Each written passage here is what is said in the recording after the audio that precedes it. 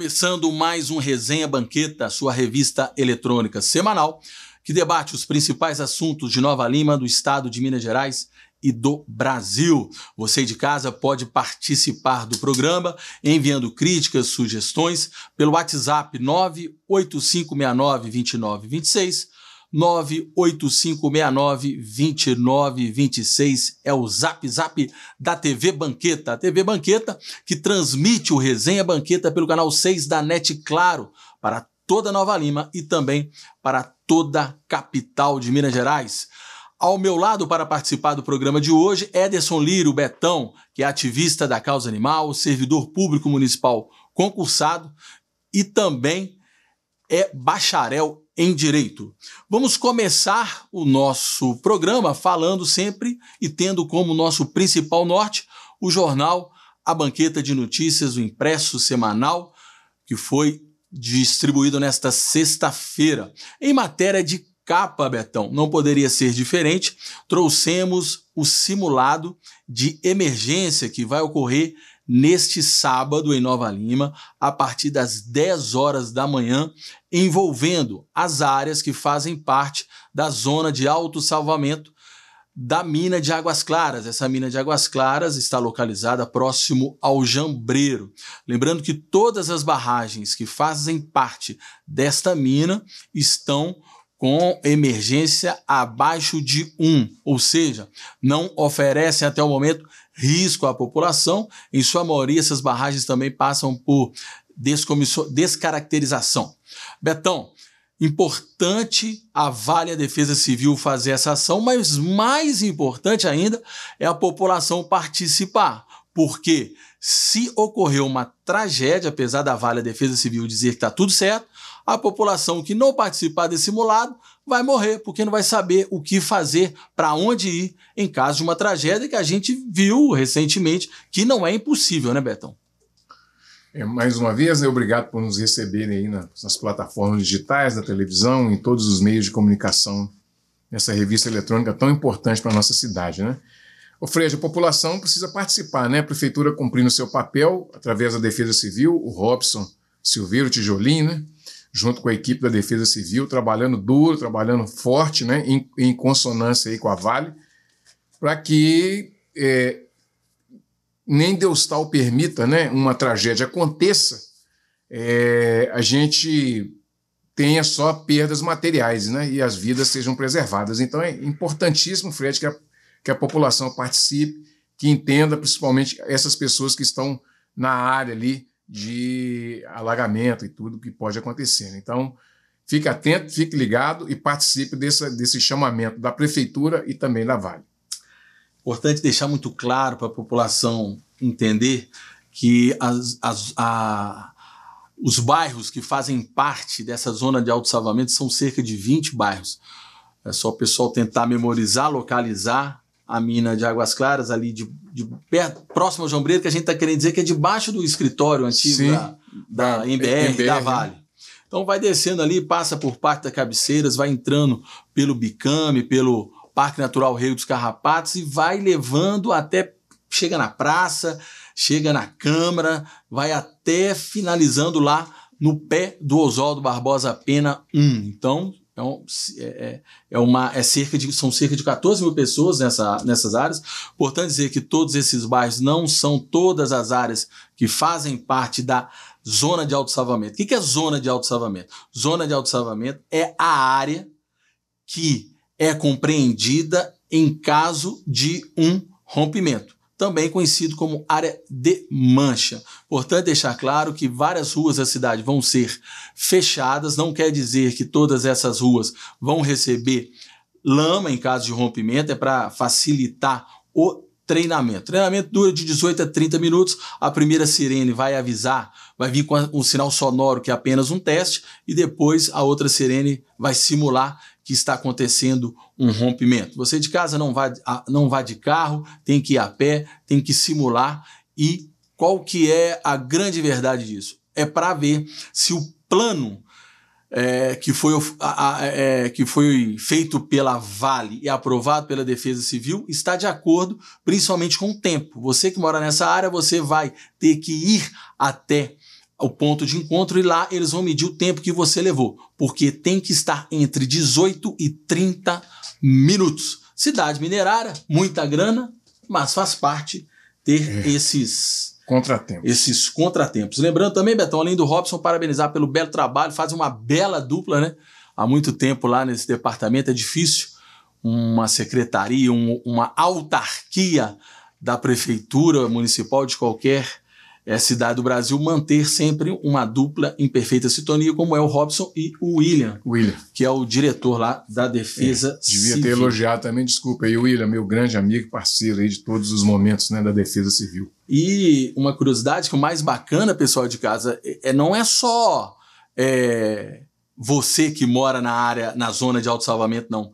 Simula como se acontecesse mesmo. Porque quando aconteceu um rompimento, liga para o prefeito, não sei a sequência, se é o prefeito primeiro ou se é o Robson da Defesa Civil.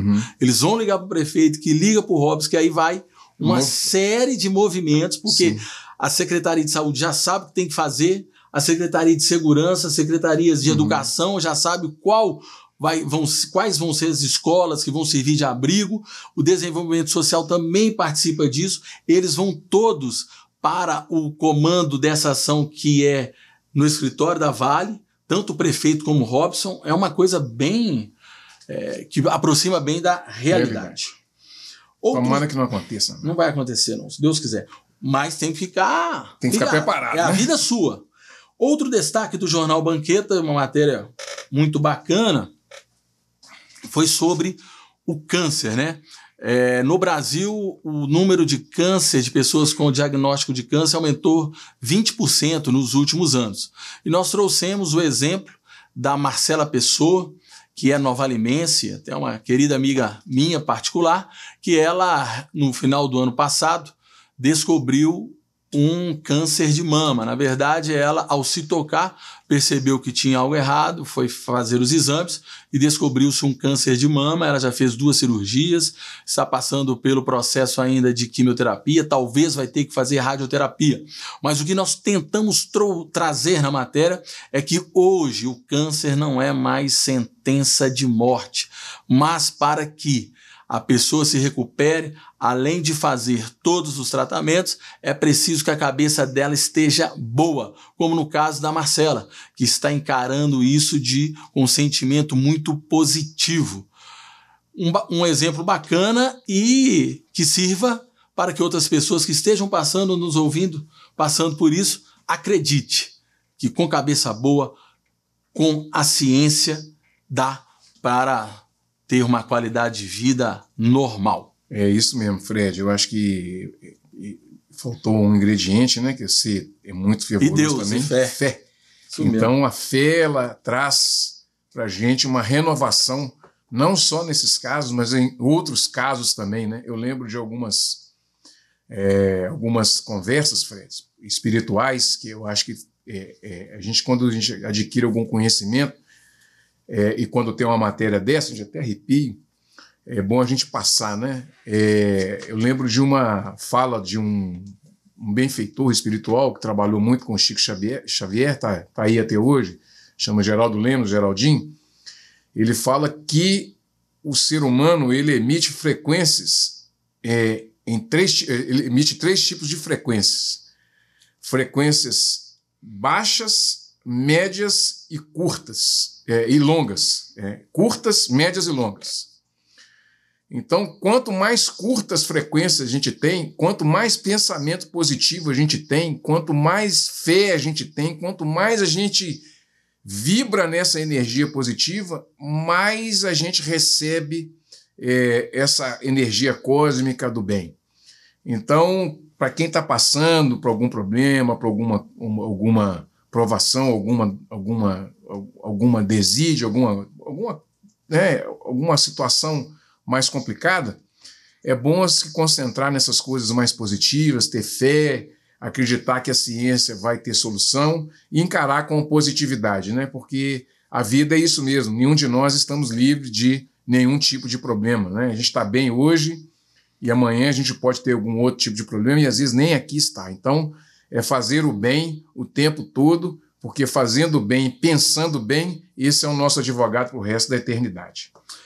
E parabenizar e ressaltar e agradecer a Marcela, que teve essa disposição de dar o seu exemplo para que outras pessoas que estejam passando por esse problema tomem a mesma atitude dela, mas não é qualquer pessoa que se habilita a se expor perante a cidade, né? Ainda tem muito essa coisa, assim, dessa doença, o preconceito. Ela está encarando. Então, assim. Faz parte, é o que deve ser. Ela está, nesse caso aí, ela está. E dentro do que você está falando, até as energias positivas, né? Isso, exatamente. Então, vai melhorar ela mais ainda. Melhorar mais ainda. Se Deus quiser. Se Deus quiser. Grande abraço para Marcela. Outra notícia também muito bacana que trouxemos, não é novidade para ninguém, que a Prefeitura de Nova Lima iniciou as obras da nova estação de Honório Bicalho. O que o Banqueta trouxe nessa edição foi um detalhamento bem maior da estação ferroviária. É bom lembrar para as pessoas mais novas que Nova Lima tinha um ponto importante de trem e a estação rodoviária funcionava em Honório Bicalho. O que tentamos trazer foi que a estação de Honório Bicalho, que iniciou-se as obras, já iniciou, não é mais promessa, que tem previsão de ficar pronta em 15 meses. Ao lado do espaço cultural, isso mesmo, em Honório Bicalho, está surgindo um espaço cultural nos mesmos moldes do espaço cultural aqui da região central. E esse espaço cultural e a estação estão distantes em menos de 500 metros, ao lado de outras obras que a Prefeitura tem feito, como inaugurou recentemente, reinaugurou, né, a quadra que foi destruída pela enchente ao lado do Campo do Cruzeiro. A restauração, eu costumo dizer que não é restauração, Betão, é uma reforma, é uma construção completa do Campo do Cruzeiro de Bicalho. A Prefeitura vai fazer com que aquele turista que já frequenta Honório Bicalho, mas só de passagem, porque ali é a porta de entrada para Gandarela, o turista de aventura, ele só passa por Honório Bicalho. Ele não fica em Honório Bicalho, ele não gasta dinheiro em Honório Bicalho. Mas, com essas atrações, o prefeito de Nova Lima, como eu também acredito, acha que o turista vai ficar em Honório Bicalho e com isso vai gastar, gerar economia e aí vai fomentar o turismo. Concorda com o prefeito João Marcelo, Betão? Concordo demais. Eu acho que não só o turismo, né, que vai movimentar, mas essas pessoas mais próximas também, né? Porque Honório Bicalho é um lugar gostoso de se visitar, de passear, ainda tem aquela característica, né, de cidadezinha do interior, onde as pessoas conversam. E eu acho que, assim, revitalizando tudo isso, traz esse saudosismo, traz essa vontade das pessoas irem ao Honório Bicalho e passar o dia em Honório Bicalho. Isso vai trazer outros componentes, como restaurantes, que já tem vários, mas trazer outros atrativos. Então, repensar tudo isso e casar o histórico com o moderno é muito importante. E uma coisa interessante, né, Freixo? Ter uma praça, né, como essa que está sendo colocada, de um espaço cultural, onde as atrações também são importantíssimas para que as pessoas e a população também se sinta pertencente àquele espaço e traga também as pessoas, que levem também, aliás, né, as pessoas que do centro da cidade para o distrito de Honório Bicalho. E isso nós estamos falando não só do centro, mas também do Jardim Canadá, né, do próprio Água Limpa, essa integração que é muito importante. O espaço cultural vai servir para isso, para atrações, e acaba que junta toda a cidade num lugar só, né? Então, eu acho muito importante. Parabéns ao prefeito aí, ao subsecretário lá da Regional, Elton Biagi, e também a todos que estão envolvidos com essa obra. Essa obra irá custar cerca de 5 milhões de reais. É importante destacar que a estação e também a linha, né, de uma forma geral, toda a extensão da linha é da União. E há muito tempo as administrações anteriores vêm tentando conseguir a cessão de uso da União para o município. Importante destacar também o trabalho da Renata Couto, que tentou-se e ela conseguiu foi na gestão da Renata que o turismo conseguiu a cessão em 2022. E o prefeito João Marcelo diz que desde 2022 vem tentando achar um projeto que bata com o que você falou, Betão. Seja que a pessoa lembre do passado, mas também que seja moderno. Interligando, né? Traz o passado e o futuro. Não tem outra alternativa, né? Se a gente quiser conhecer a nossa cidade e projetos dessa magnitude, você tem que trazer o passado para a gente entender a nossa história. Isso é importantíssimo. Então, o projeto tem que estar dentro desse conceito mesmo.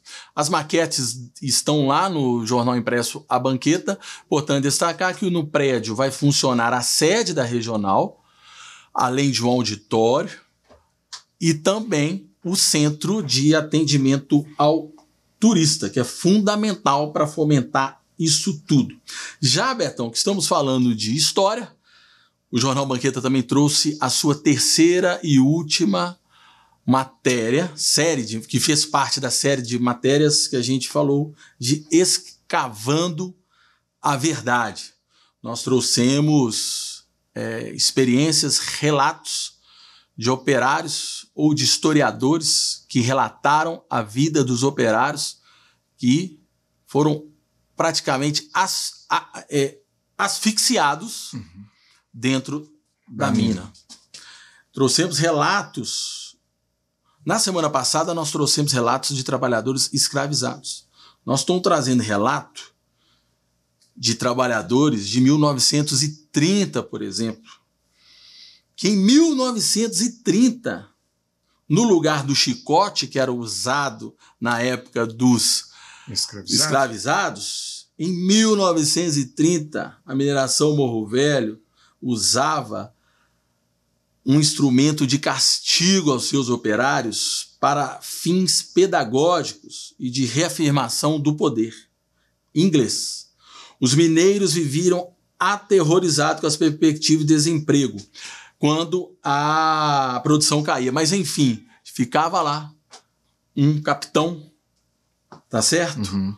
Usando um chicote quando via alguém morcegando, por exemplo, na mina.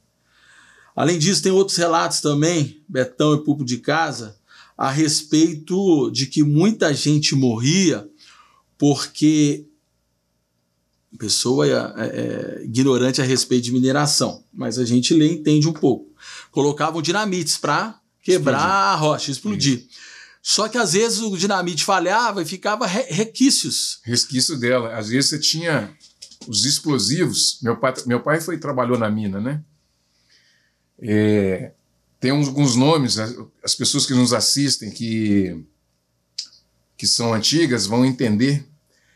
Chamava de fogo falhado, que era a pessoa fazia escavação com a perfuratriz, você tinha uma pessoa que ficava com a perfuratriz, a outra pessoa que segurava a broca, e depois que fazia os buracos na rocha, você colocava a dinamite.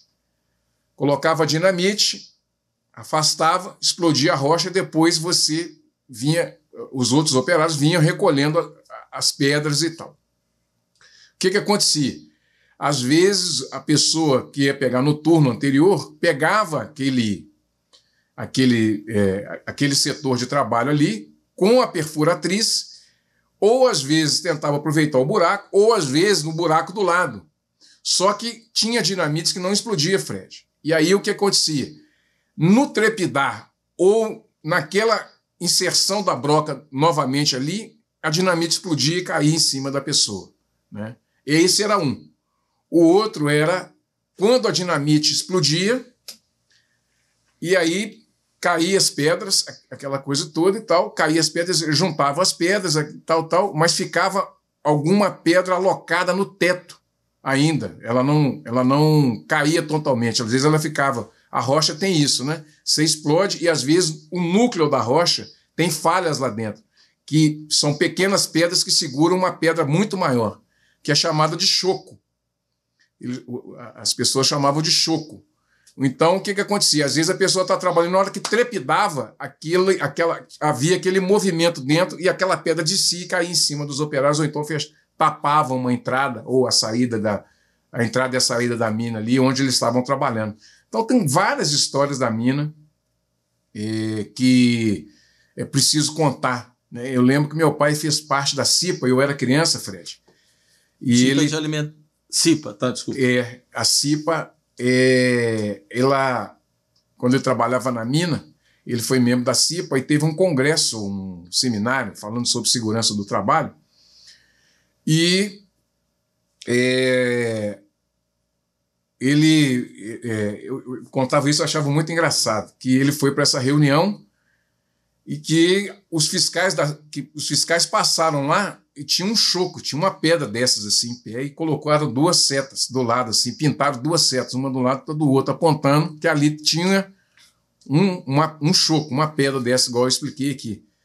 Aí ele, nessa reunião, ele falou assim: olha, gente, eu queria fazer um comunicado aqui, porque todo dia tem ido trabalhar em tal setor, eu não lembro qual setor, e o fiscal foi lá e colocou 2 setas apontando para a pedra, que é um choco que tem lá. Essa seta não vai aguentar muito tempo, não, que já está envergando, já está quebrando, já eles fizeram a seta, mas não tiraram a pedra, não. Então a pedra está pesando em cima da seta. Daqui a pouco a seta quebra, ela cai, fecha a mina, ou então mata alguém. Então essas histórias assim que a gente vê da mina, que nos traz muita... para mim, me traz muita tristeza, porque meu pai ele morreu com silicose, né? E a gente tem essas sequelas, vamos dizer assim, como grandes famílias, número de famílias da cidade. Então tem essas reparações que a gente precisa trazer aqui e fazer homenagem aos mineiros, né, de todos os tempos que trabalharam na mina, né, dos sindicatos e dos sindicalizados, dos presidentes de sindicatos que passaram pela Minas e estão aí até hoje, pela batalha que foi, né, garantir direitos desses operários, né? Voltando a lembrar aqui, seu Zé Militão, em um documentário de 1983 narrado por Paulo José e também Milton Nascimento, que está nas redes sociais, tem um recorte de uma fala dele na época de 83, que pergunta para ele o que era o Sindicato para o Trabalhador. E ele fala, saudoso Zé Militão: o Sindicato para o Trabalhador é como um pai para um filho. Se você não tem um amparo, você acaba ficando filho da sorte. Então, essas histórias assim, Fred, eu acho e agradeço também pela essa matéria tão bacana, que eu tenho certeza que vai virar documento eterno aqui dos quadros do jornal A Banqueta de Notícias. Betão, e por falar em silicose, o jornal traz também um relato que nessa época a noite em Nova Lima tremia, porque os operários ficavam em casa tossindo por causa da silicose, como você disse, da morte por silicose. E, inclusive, para tratar da silicose, ou para diminuir, a Anglo Gold hoje, né? Amor Velho, talvez na época St. John Del Rey Mining Company, criou uma fábrica de xarope para ajudar a tratar a silicose. Mas aí vem o empreendedorismo inglês, que criou-se lá. Aí que criou-se a primeira fábrica de refrigerante. Acho que do estado de Minas Gerais ou do Brasil foi pelos ingleses, que na verdade eles falam que criaram a fábrica, né? Mas esquece de dizer que foi para o xarope para tratar dos silicóticos. A história é muito, né, muito importante e é até emocionante, né? E por falar nisso, Betão, a gente implora, pede para que as nossas autoridades vejam ou tenham lido as 3 matérias, né, para ter noção do que a Morro Velho tem de passivo com a comunidade. E dentro do que você falou, Betão, nós vamos fazer o nosso papel. Na próxima semana, vamos juntar todas as 3 matérias em um único caderno, que a gente vai chamar de edição, não edição especial, edição histórica, que a gente relata a história de uma cidade que a gente não sabe por quê, foi escondida, não sabemos por quem. Lembrando, público de casa, que isso não é achismo, não, tá? Isso faz parte de estudos, faz parte de depoimentos colhidos na comissão que foi montada há uns anos atrás, da Verdade, onde ali muitas coisas foram ditas. Evidenciadas. Não só ditas, né? Porque dizer Todo mundo fala. Betão, vamos falar agora, mudar um pouquinho e falar de política. O pré-candidato, ou até então o pré-candidato a prefeito de Nova Lima, Jobão novalimense, muito inteligente, altamente capacitado, decidiu-se não ser mais pré-candidato, né? Segundo as informações, que ele se sentiu desprestigiado pelo partido, uma vez que ele nem foi convidado, não conseguiu credencial para participar do evento onde o Lula esteve em Nova Lima na última sexta-feira, na inauguração da fábrica da Bion, que nós vamos falar daqui a pouquinho. E também, segundo ele, o Partido dos Trabalhadores não recebeu de forma bacana ou não gostou das críticas que o Jobert fez ao atual governo comandado pelo prefeito João Marcelo, aqui na TV Banqueta, durante o programa Banqueta em Foco, que entrevistou todos os pré-candidatos a prefeito de Nova Lima. E, de acordo com o nosso papel, hoje entramos em contato, hoje estamos gravando sexta-feira, na parte do início da tarde, procuramos o presidente da sigla municipal, o histórico militante do PT, Renato Faria, o Tatico, que afirmou para a gente que, até o momento, o Jobert não comunicou essa desistência oficial ao partido e lembrou-se que as vagas para os filiados que querem se candidatar a prefeito de Nova Lima estão abertas até a convenção, mas que até o momento de hoje, oficialmente, o pré-candidato PT é o Jobert, porque é o único que foi inscrito. O que você tem a dizer a respeito dessa movimentação política, que é importante, porque temos 3 pré-candidatos oficialmente lançados hoje. João Marcelo, o ex-prefeito Vitor e o Jobert, que está desistindo. Fred, é uma situação complicada, porque se ele não fez nenhum comunicado oficial, nem nada... Não, ele fez. O Banqueta trouxe informação do Jobert. Sim. Sim. O Tatico é que diz que não foi oficializado ainda o partido. Eu acho que a hora que oficializar, né, o partido, eu acho que aí, se ele já externou isso através do jornal, é público e notório que possivelmente ele não seja candidato. Falta só a formalização mesmo.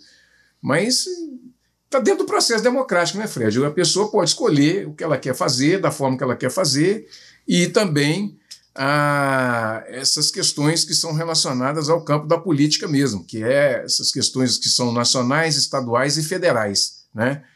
E a política tem muito disso, né? Desse cabedal que a pessoa precisa ter para ser ou candidato ou pleitear algum cargo.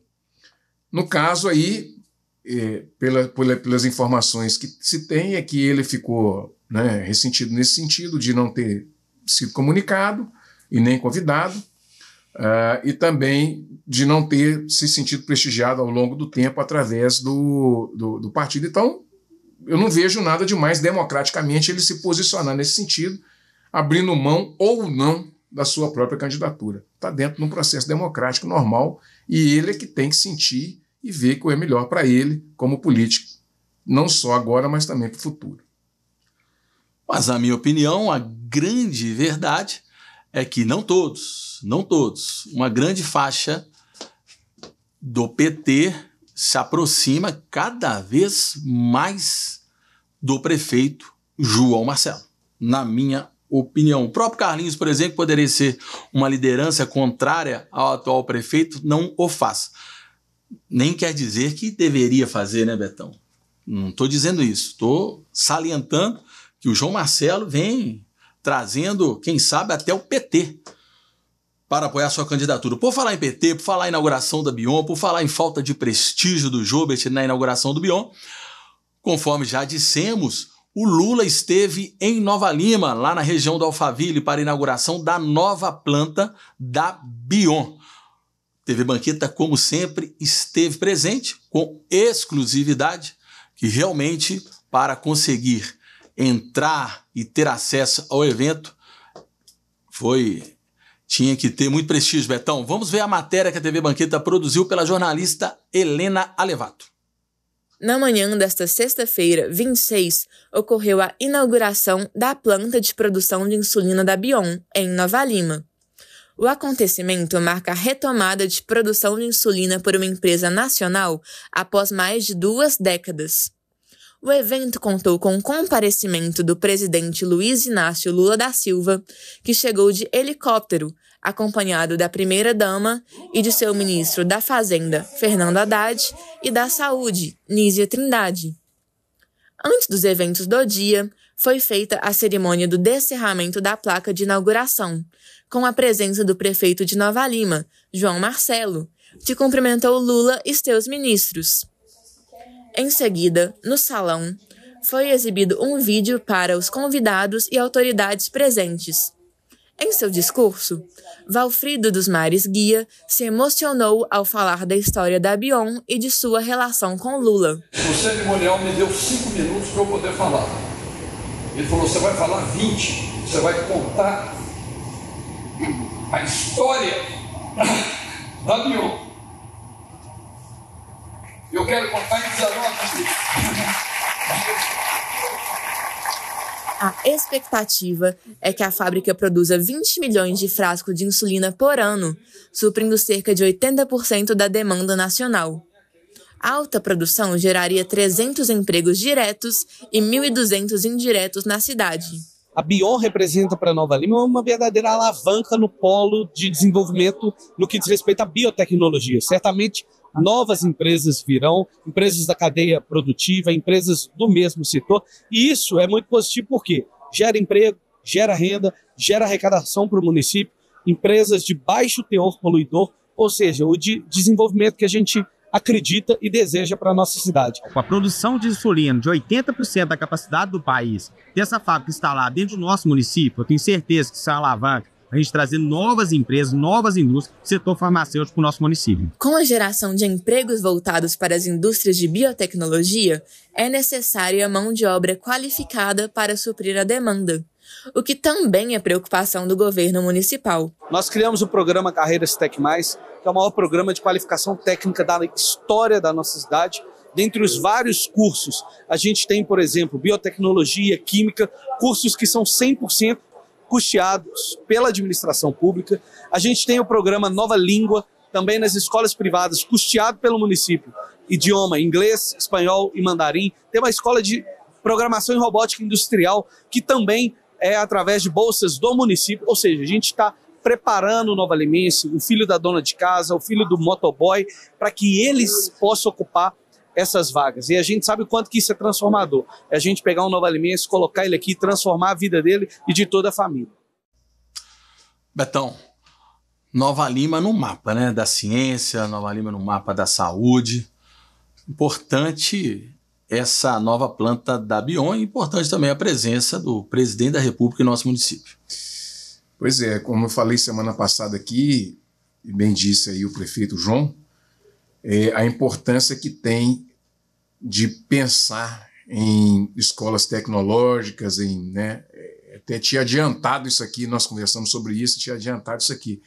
Como é importante investir nisso, não é investir para as pessoas terem que pagar caro para ter o curso, mas investir como está sendo investido aí, para que as pessoas tenham a oportunidade, como ele bem disse ali, o filho do motoboy, o filho de um minerador. Olha, imagina eu com uma oportunidade, e eu deixo esse recado para a juventude e para a meninada que está aí, né, Freja, a nossa geração, quando nós éramos nessa idade aí de 16 anos, 15, 16 anos, nós só tínhamos aqui no Nova Lima o Senai, né?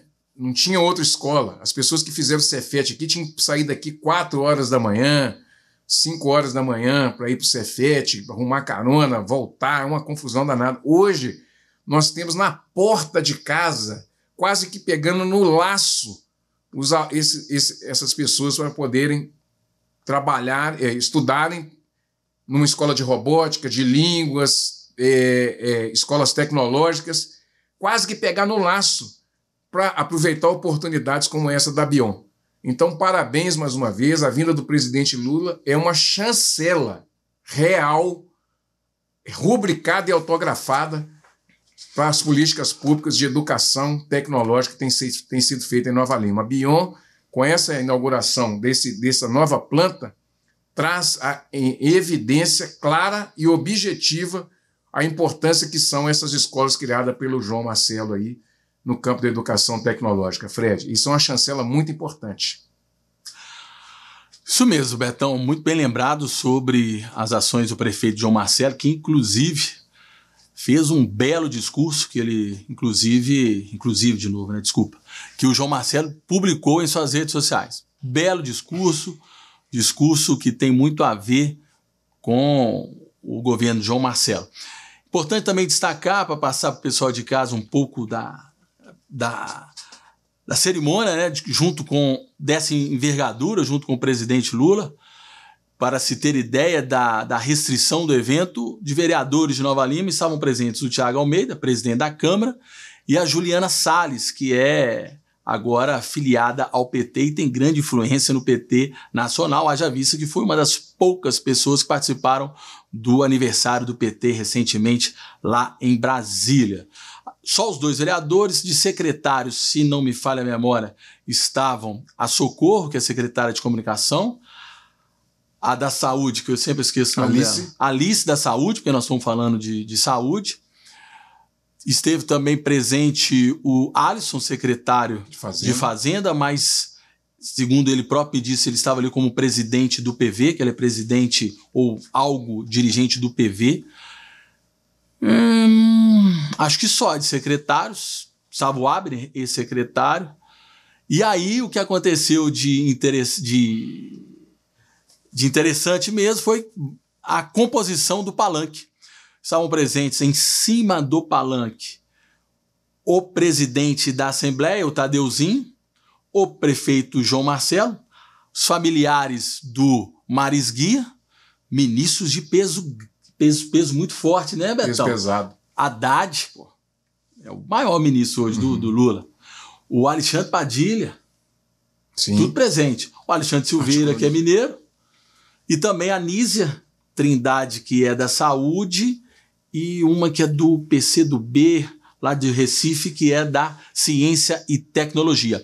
Mas aí também subiram ao palco os deputados federais. Nós estamos vendo a imagem aí, os deputados federais do PT presentes. E os deputados estaduais que fazem oposição ao governo Zema estavam todos presentes lá. Deputados estaduais do PT, da Rede, e estavam esperando subir ao palanque para participar ao lado do presidente Lula.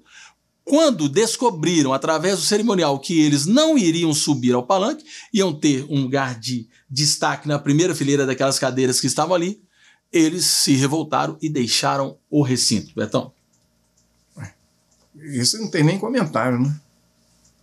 Eu acho que o palco ali é um negócio complicado de se falar, né? Porque já tem tanta gente, né? Quando você vai em evento, sobe tanta gente para o palanque, quase falta gente na parte de baixo da plateia. E eu acho que um lugar de destaque para os deputados já seria, né? Inclusive, eles deveriam até ter sido citados, né?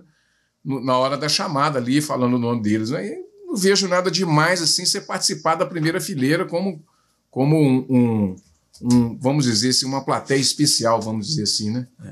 E já que é uma resenha, Betão, interessante é o seguinte: começou o evento, o cerimonialista começou a chamar, fulano de tal, tanto que o João Marcelo já estava no palanque, Tadeu, João Marcelo, foi logo em seguida do João, parou-se uns 10 minutos, ficou em silêncio, tipo assim, está acontecendo alguma coisa nos bastidores. E aí que veio, eu estava lá, vi os deputados que saíram do recinto, Ulisses Gomes, que é do PT, Andréia de Jesus, também do PT, Cristiano Silveira, para minha novidade é PR, ele era o presidente do PT, foi pro PR?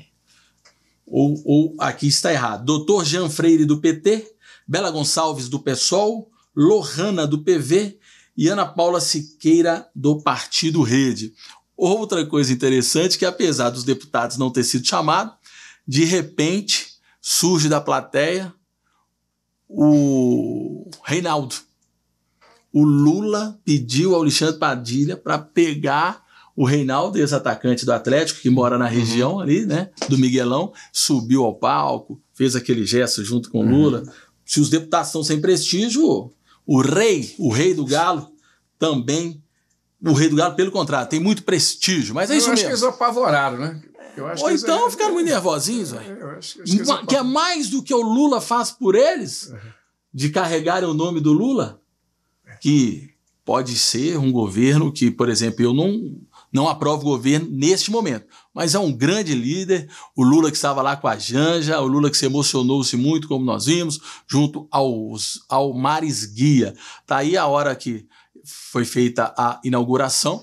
E interessante também que, olha só, atrás ali do Reginaldo Lopes estava o ex-governador de Minas Gerais, Fernando Pimentel, que é presidente de alguma autarquia.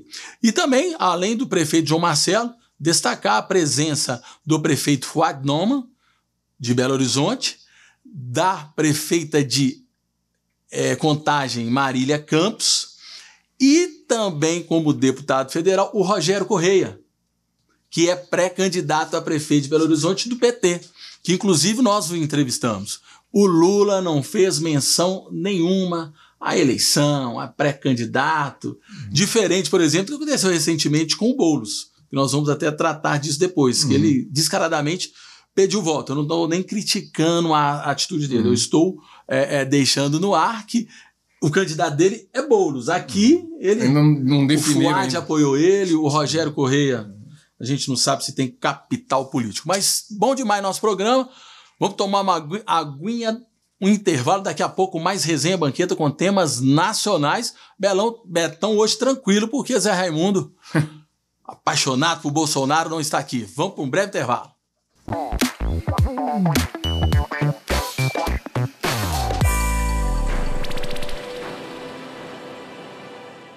Nova Lima nunca esteve tão bem cuidada e a Prefeitura avança com o programa Praça da Gente, que está em todos os cantos da cidade com obras de urbanização e diversas melhorias em praças, canteiros e rotatórias. As primeiras já estão sendo entregues e a revitalização com jardinagem, paisagismo, melhorias na parte elétrica, iluminação, pintura, reforma e construção de piso. O objetivo é deixar a cidade ainda mais bonita e promover o bem-estar dos cidadãos. A Prefeitura cuida, o trabalho avança. Prefeitura de Nova Lima, cidade para todos.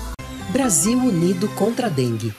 Combater o mosquito é uma tarefa de todos e as ações nas instituições de ensino são muito importantes. Por isso, professores e estudantes chamem seus colegas, familiares e vizinhos e vamos juntos eliminar os criadouros do mosquito. Fique atento. Em caso de febre alta, dores de cabeça e articulações, manchas vermelhas e coceira na pele, procure uma unidade de saúde. Ministério da Saúde. Brasil. União e Reconstrução. Governo Federal.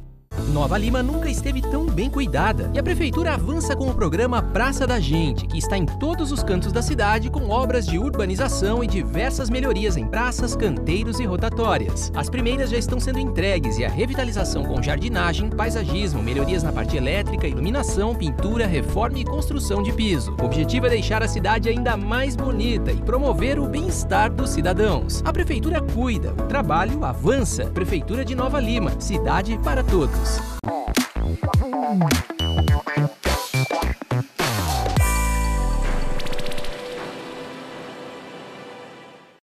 De volta com o Resenha Banqueta, a sua revista eletrônica semanal. Agora vamos falar sobre os assuntos estaduais e nacionais. Vamos falar de uma data muito importante, muito comemorada e explorada pelos políticos, principalmente em ano de eleições. 1º de maio. Presidente Lula comemorou o 1º de maio em São Paulo, na Neoquímica Arena. Mas o evento não teve o prestígio de outras ocasiões. Cerca de apenas 2.000 pessoas, não é aqueles chutes de PM, de dado, não. Bastava ver, cheio de buraco a plateia. O Lula teve cerca de 2.000 pessoas que participaram do evento. A questão é que, segundo denúncias do jornal Folha de São Paulo, o ato foi bancado através de recursos da Lei Rouanet e também com recursos da Petrobras. Alguma observação primeiro, Betão, a respeito, vamos falar sobre o público. Realmente, a esquerda não tem mais os militantes que vão às ruas? Isso passou a ser da direita ou é momento? O que você acha? Porque tanto prestígio do presidente Lula ali no seu berço, um evento sem a presença de outras horas? Eu acho que talvez tenha sido um erro de estratégia, né? Porque, por exemplo, o governador de São Paulo foi eleito na chancela do Bolsonaro. Então, e nem de São Paulo era. Então, eu acho que foi um erro de estratégia. Poderia ter sido em outro lugar, em outro estado, sei lá, eu pensar em uma outra estratégia, ou fazer um pronunciamento nacional, mas eu acho que vai aprendendo, o pessoal vai aprendendo também a lidar com todo esse movimento, né? Porque também, Fred, os movimentos hoje, eles são nas redes sociais, eles partem das redes sociais para fora, eles não partem de dentro, eles não partem do movimento para dentro das redes sociais. Então eu acho que o que falta é essa turma, o pessoal do campo da esquerda, entender qual é essa dinâmica, imaginar qual é essa dinâmica e aprender com isso, né? Com relação aos recursos gastos, aí eu não posso nem falar, porque eu não sei, né? É uma informação... Estou falando, se a informação for verídica, você tem algo contrário a isso ou faz parte? Eu acho que se for para o Dia do Trabalhador, que tem a ver com todos os trabalhadores... Foi chamado de Festival Cultural de Direitos. Pois é, aí isso tem que ser analisado, né? Eu acho que o dinheiro público ele tem que ser gasto na coisa pública com o maior esmero, né? Ele não pode ter desvio de finalidade, que a realidade é essa, né? Então isso é que tem que ser analisado. Então se não teve desvio de finalidade, ok. Agora se teve, tem que ser observado. A Folha de São Paulo trouxe a matéria e tem que ser observado isso. E só para corroborar com isso tudo que você falou, o Planalto chamou esse evento de ato flopado, que vai tomar... o Planalto fará um filtro sobre isso, e tem que fazer. Nós estamos falando de Luiz Inácio Lula da Silva. Os números foram menores, viu, Betão?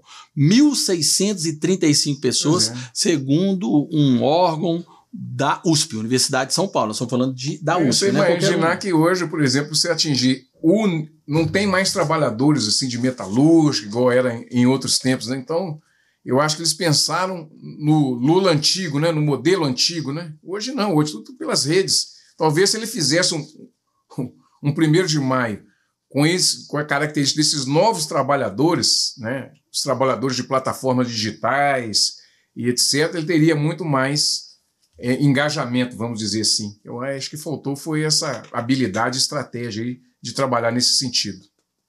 Dentro disso também há um pedido de punição ao presidente, porque neste ato, importante dizer que foi transmitido ao vivo pela EBC, Empresa Brasileira de Comunicação, que é do governo, e Lula pediu, não falou bem do Boulos, não. Lula pediu votos ao pré-candidato do PSOL à Prefeitura de São Paulo, e, como bem disse, pré-candidato não pode pedir voto, principalmente em transmissão de uma televisão, de uma rede de televisão que é do governo federal. Então parece que está tendo esse movimento aí. Aí é justo também. Justo pela essa questão de estar na EBC. Exatamente. Mas o que mais acontece hoje todo mundo está pedindo voto, basta abrir as redes sociais. Que eu não sei como é que vai ser isso, viu, gente? Tá todo mundo apostando em redes sociais, mas a população até lá, não sei, que tá dando nojo às vezes, né? Porque tá dando nojo abrir as redes sociais. Você abre as redes sociais, você começa esse período agora, né? Qualquer coisinha... Mas a rede social nunca foi tão forte, né? Então, nunca foi tão... E principalmente, todo mundo tá utilizando, né? Não só aqueles que têm jeito. Por exemplo, o João Marcelo, eu costumo dizer que é a geração dele, né? O João é uma propaganda ambulante. É mestre nisso. Mas você vê o próprio Vitor Penido, que é um senhor de 82 anos de idade, tá indo bem, devido à idade, devido a ter conhecido isso agora nas redes sociais. Então nós vamos ver como que vai ser isso nas eleições. O tempo está acabando, Betão, falar sobre o último assunto, que é um pouquinho da sua área, o comandante, o Marcelo Cassimiro, que era o comandante do batalhão responsável pela segurança da esplanada no ato de 8 de janeiro, naquele dia, ele foi preso. Foi solto pelo Moraes, mas esse comandante continuou trabalhando no Exército. Aí Moraes, o ministro Moraes, Alexandre Moraes, mandou prendê-lo novamente porque ele teria que ter ido para a reserva. Aí agora a defesa desse comandante afirmou que ele se aposentou. Aí agora o Moraes solta novamente este comandante. Pergunta que fica é o seguinte, Betão, já não deu isso tudo, não? Não, Fred, eu acho que o que eu penso é que enquanto não esclarecer tudo o que aconteceu no dia 8 de janeiro, que foi realmente um risco para o nosso processo democrático, as instituições precisam se posicionar, né? E o ministro Alexandre de Moraes, ele não está mais que provado aí que ele não tem problema em se posicionar com relação a isso.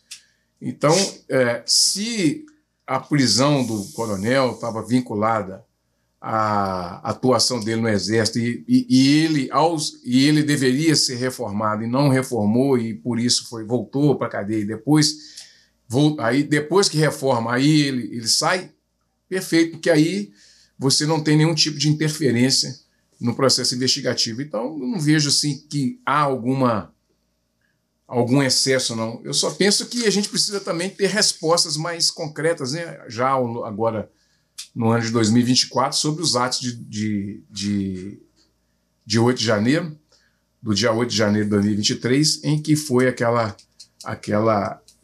baderna em Brasília com uma tentativa de golpe de Estado. Mas, tirando isso, eu acho que a gente precisa começar a resolver essas questões, punir quem precisa ser punido e liberar quem precisa ser liberado e resolver essa questão para entrar também para os nossos livros de história.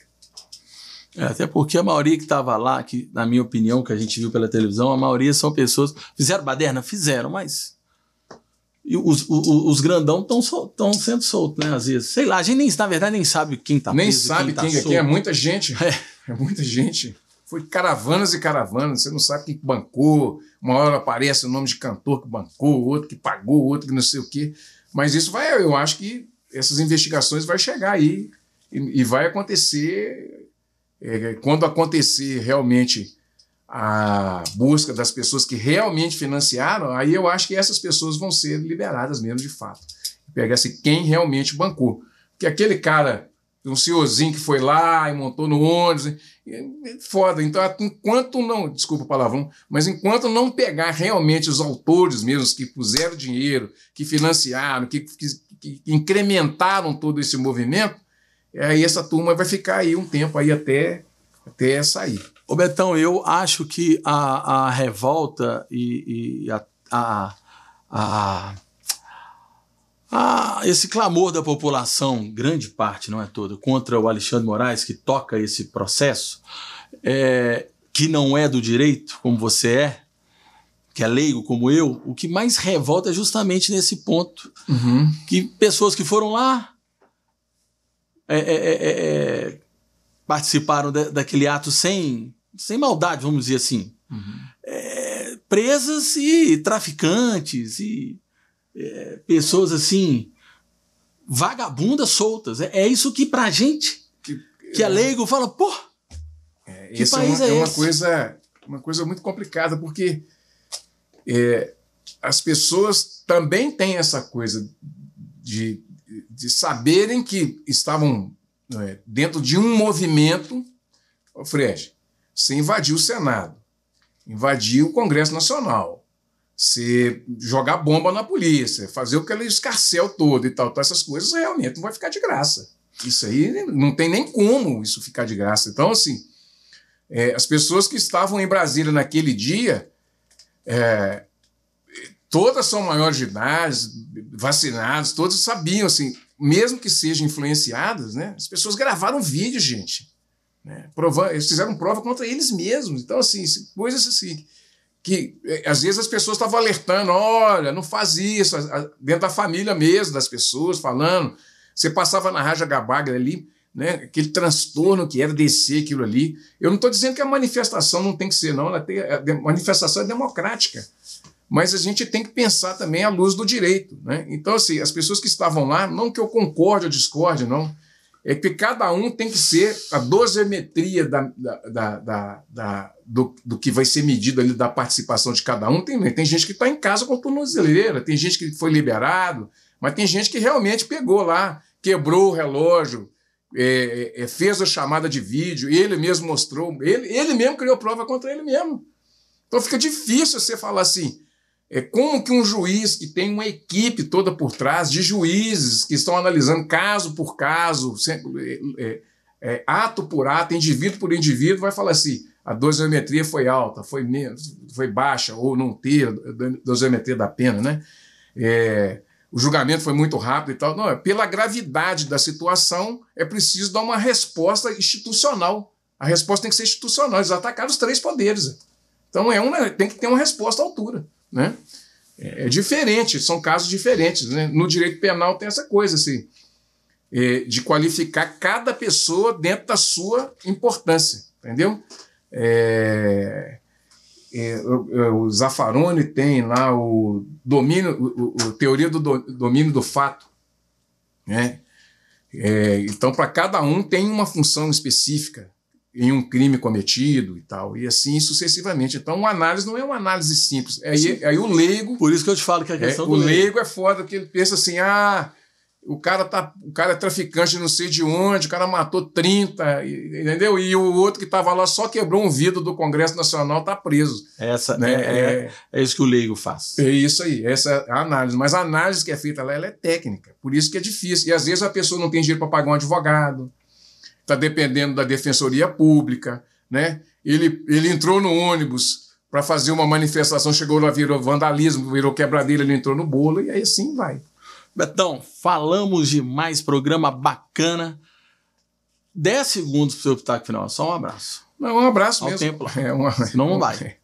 Um abraço aí para todos que nos assistem mais uma vez, né? Mais uma vez aí, deixar um abraço fraterno aí para todas as pessoas e para as pessoas que fizeram a matéria do jornal, que todas as matérias do jornal dessa semana maravilhosas, e a do meio de capa aí, Descavando a Verdade. Descavando a Verdade é excelente. Obrigado a você também pela audiência. Até a próxima semana. Vamos falar muito da manifestação do Bolsonaro. Será que vai ser vazia como a de Lula?